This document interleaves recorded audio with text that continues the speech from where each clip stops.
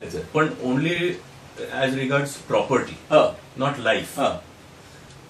लाईफला कधी हेच केलं नाही. म्हणजे तिकडे सुद्धा माथेरानला सुद्धा इलेक्ट्रिक पायलट्स कापत होते, तर कोण हत्या अशी कोणाची झाली नाही. कापायचे ते पायलट्स आणि पडायचे, तर ते विजेचा प्रवाह खंडित व्हायचा त्यावेळेला. बरोबर. तू वरळी जेलला जेव्हा गेलास ते म्हणजे भुईवाडा पोलीस स्टेशनच्या बद्दल सांगितलं, त्याच्यानंतर मग माझगाव कोर्टला वगैरे, आणि मग वरळी जेलला. वरळी जेलला किती दिवस? वरळी जेलला 5 महिने होतं जवळजवळ. 5 महिने. मग तिथली काही आठवण जेलची वगैरे? जेलची आता वरळी जेलमध्ये मला जरी शिक्षा झाली होती तरी मी मॅट्रिकच्या वर्गात होतो हे तिथल्या काही लोकांना माहित होतं. विशेषतः केशव घैसास म्हणून एक होते, त्यांची माझी पूर्वी अशीच लॉकअपमध्येच ओळख झाली होती. मला वाटतं प्रिन्सेस स्ट्रीटच्या लॉकअपमध्ये वगैरे असेल. तर ते बुलियन एक्सचेंजचं झालं तेव्हा? आता मला आठवत नाही की बुलियन एक्सचेंजचं याचं झालं की हे जे आम्हाला पकडलं होतं भुईवाड्याला, आणि भुईवाड्याहून कदाचित आम्हाला प्रिन्सेस स्ट्रीट लॉकअपमध्ये ठेवलं असेल, पण मला नक्की आठवत नाही. कदाचित प्रिन्सेस स्ट्रीटच्या म्हणजे ह्याच्या बुलियन एक्सचेंजला पिकेटिंग केलं त्याच्या वेळेला असेल का नाही, पण माझं क्लिअर असं नाही आहे ते आठवण. कदाचित दुसरं हे असेल, कारण थोडीशी अशी अस्पष्ट आठवण अशी आहे की आम्ही ठरवलं की आता उपास करायचा म्हणून जेलमध्ये, लॉकअपमध्ये, आणि उपास सीआयडी आमच्याकडे आले, कारण आम्हाला सीआयडीने पकडलं होतं म्हणून. मग सीआयडी सांगितलं उपास वगैरे सोडा, आणखी काय तुमचं अडचण आहे वगैरे, ते मिटवलं त्यांनी प्रकरण. तर त्याच्या वेळेला एक कोणीतरी वैद्य म्हणून आमच्या बरोबर होता असं वाटतं, आणि एक जगन देशमुख म्हणून होता. म्हणजे हे दोन काय त्या भुईवाड्याच्या ह्याच्यात नव्हते, म्हणून वाटतंय की हे बुलियन एक्सचेंजच्या वेळेला असेल. आणि त्या घैसासना कुठल्या तरी बॉम्बच्या बाबतीत किंवा असं म्हणजे घातपाती कामाच्या बाबतीत अरेस्ट केलेलं होतं. त्यांची पुढे वरळी जेलला माझी भेट झाली, आणि त्यांनी सुप्रिटेंडला सांगितलं, जेलच्या सुप्रिटेंडला, की याला शिक्षा झालेली आहे, पण हा मॅट्रिकच्या वर्गात होता, तर दिवसा हा इकडे राहील. डिटेन्शनचे लोक जे होते तिथे असं होतं की डिटेन्शनचे लोक आणखीन कन्व्हिक्ट यांच्यामध्ये एक तारेचं कुंपण होतं, पण जाणं येणं करू शकत होतं. आणि was there some difference like political prisoners and? नाही, सगळे पॉलिटिकल प्रिझनर्सच होते. अच्छा, सगळे पॉलिटिकल प्रिझनर्स होते, पण काही लोकांना शिक्षा झालेली होती. म्हणजे पेटी थेफ्ट किंवा असे क्राईम वाले तिकडे नव्हते? नाही, ते नंतर बायकळा जेलला मी जेव्हा गेलो स्वातंत्र्य मिळाल्यानंतर. अच्छा, ते ती नंतरची गोष्ट आहे. पण हे जे आहे ते 42च्या चळवळीतलंच. तर वरळी जेलला त्या वेळेला आल्यानंतर त्यांनी सुप्रिटेंडला भेटून सांगितलं की हा विद्यार्थी आहे, मॅट्रिकच्या क्लासला होता, तेव्हा याला दिवसभर इकडे राहू द्या, आणखीन रात्री तो जाईल तिकडे परत. तर त्या पद्धतीने त्यांनी सवलत मागून घेतली होती. आणि मला आठवते की त्यांच्याकडे पुस्तकं असायची वाचायची. तर ग्लिम्सेस ऑफ वर्ल्ड हिस्ट्री हे पुस्तक मी तिथे पहिल्यांदा वाचलं, म्हणजे सुरू केलं वाचायला वगैरे असं, आणि मला त्याच्यात गोडी वाटली.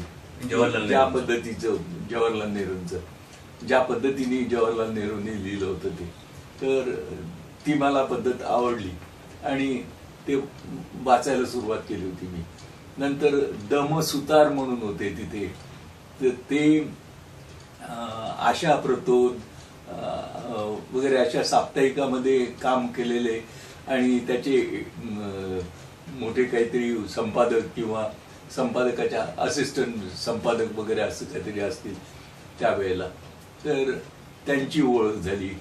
नंतर एक पेडणेकर म्हणून होता, तर तो कुठेतरी हँडीक्राफ्टचं वगैरे शिकून आलेला होता मला वाटतं, तर तो कोरीव काम करायचा. नंतर एक मुणगेकर म्हणून होता. तर हे सगळे डिटेन्शनमध्ये असलेले लोक होते, तर त्यांची ओळख झाली होती. नंतर एक जयवंत म्हणून होते, तर जयवंत मास्तर म्हणून आम्ही त्यांना म्हणू, जयवंत मास्तर ते होते पिंटोविला स्कूल म्हणून होतं इंडियन एज्युकेशन सोसायटीचं गोखले रोडला, तर तिथे ते मास्तर होते. आणखीन ते पण जेलमध्ये होते त्यावेळेला. तर त्यावेळेला त्यांची एक सवय होती, काय प्रधान, मग एवढंच बोलायचे, दुसरं काय बोलायचे नाही, बस एवढंच. तर अशी माणसं होती तिथे. तर ही माझी जेलची आठवण, त्या वरळी जेलची. तिथे वरळी जेलला काही स्ट्राईक वगैरे पण काहीतरी नाही, तो आधीच्या बुलियन एक्सचेंजला पकडल्यानंतर मला काही दिवस आर्थर रोड मध्ये ठेवलं होतं आणि नंतर मग वरळी जेलला शिफ्ट केलं.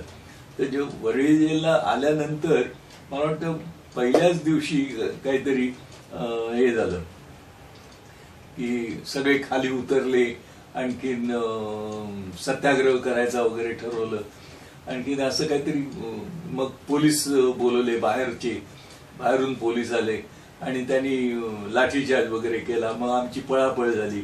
मग आम्ही चाळी होत्या त्या चाळीमध्ये गेलो, म्हणजे जेलच्याच चाळी, त्या चाळीत गेलो आणि शेवटी पळत पळत जाणार कुठे वरच्या मजल्यावर जाऊन थांबलो.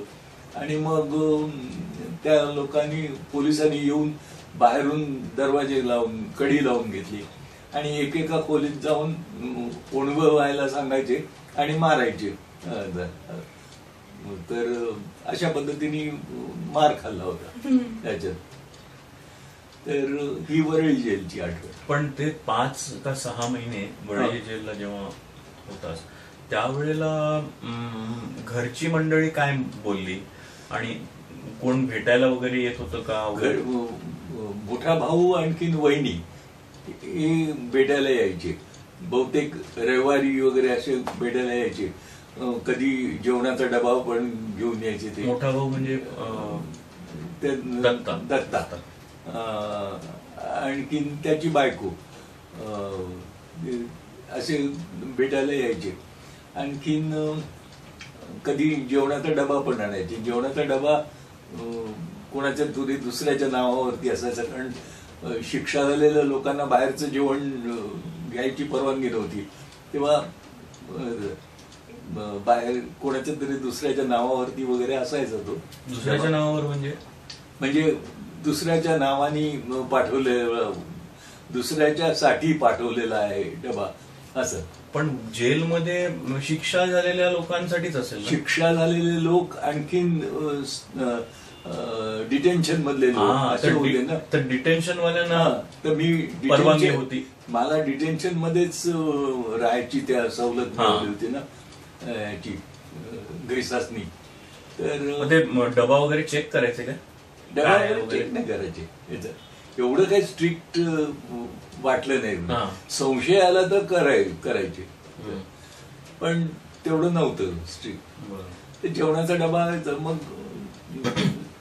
आम्ही सगळे मिळून खात होतो तो डबा. But your father never came and met you? कधीच नाही. आणि मग शेवटी जेव्हा सुटायचं त्यावेळेला वडिलांची बदली बडोद्याला झाली होती.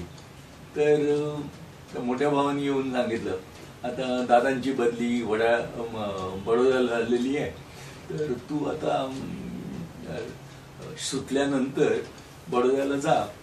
आणखीन मग बडोद्याला चांगली लायब्ररी वगैरे आहे, तिथे तुला वाचायला वगैरे मिळेल भरपूर, ते तिथे शिक. आणखीन मग बघूया पुढे काय करायचं ते वगैरे असं त्यांनी सांगितलं होतं. तर ते म्हणजे चळवळ जवळजवळ संपायला आली होती किंवा बरीचशी कमी झाली होती. 42ची चळवळ.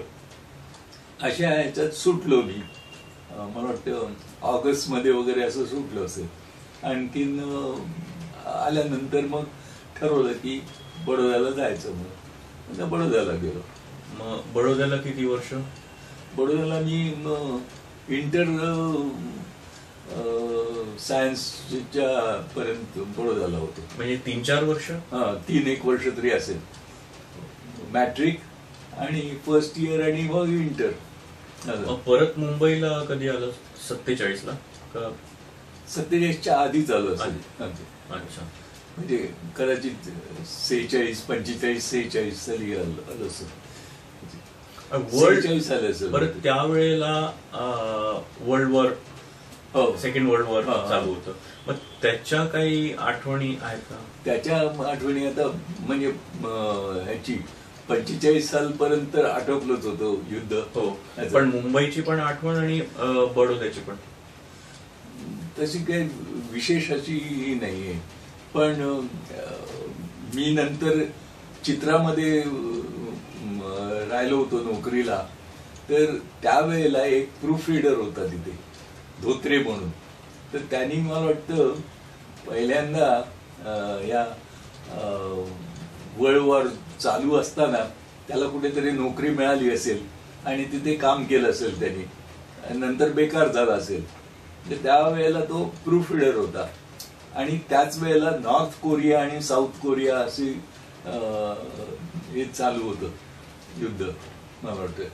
तर साऊथ कोरियाच्या बाजूने अमेरिका लढत होती आणि असं होतं की ॲटम बॉम्ब सुद्धा वापरतील किंवा काय वगैरे अशा पद्धतीने. तर त्याला असं वाटत होतं की जोरात युद्ध सुरू होणार आणि आपल्याला परत दुसरीकडे कुठेतरी याच्यामध्ये नोकरी मिळणार वगैरे. म्हणून तो म्हणाला की हे चांगलं युद्ध चालू आहे, बरं आहे आता. असं अशी एक आठवण आहे माझी.